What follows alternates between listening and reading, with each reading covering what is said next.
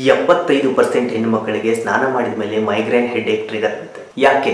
Almost ಹೆಣ್ಣು ಮಕ್ಕಳಿಗೆ haemoglobin ಕಡಿಮೆ ಇರುತ್ತೆ, ವೀಕ್ನೆಸ್ ಜಾಸ್ತಿ ಇರುತ್ತೆ.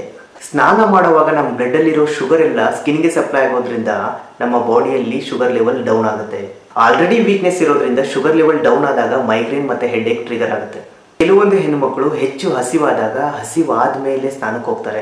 ಆಲ್ರೆಡಿ ನಮ್ಮ ಬಾಡಿಯಲ್ಲಿ ಶುಗರ್ ಲೆವೆಲ್ ಕಡಿಮೆ ಆಗಿರುತ್ತೆ, ಸ್ನಾನ ಮಾಡೋದ್ರಿಂದ ಇನ್ನೂ ನಮ್ಮ ಬಾಡಿಯಲ್ಲಿ ಶುಗರ್ ಲೆವೆಲ್ ಕಡಿಮೆ ಆಗುತ್ತೆ. ಇದರಿಂದ ಮೈಗ್ರೇನ್ ಮತ್ತೆ ಹೆಡ್ಏಕ್ ಟ್ರಿಗರ್ ಆಗುತ್ತೆ. ಹಾಗಂತ ಅನ್ಕೊಂಡು ಊಟ ಮಾಡಿಬಿಟ್ಟು ಸ್ನಾನಕ್ಕೆ ಹೋಗೋದು ಕಂಪ್ಲೀಟ್ಲಿ ರಾಂಗ್. ಊಟ ಮಾಡಿದ ಮೇಲೆ ಸ್ನಾನಕ್ಕೆ ಹೋಗ್ಲೇಬೇಕು ಅನ್ನೋದಿದ್ರೆ ಮಿನಿಮಮ್ 3 ಅವರ್ ಗ್ಯಾಪ್ ಇರಬೇಕು.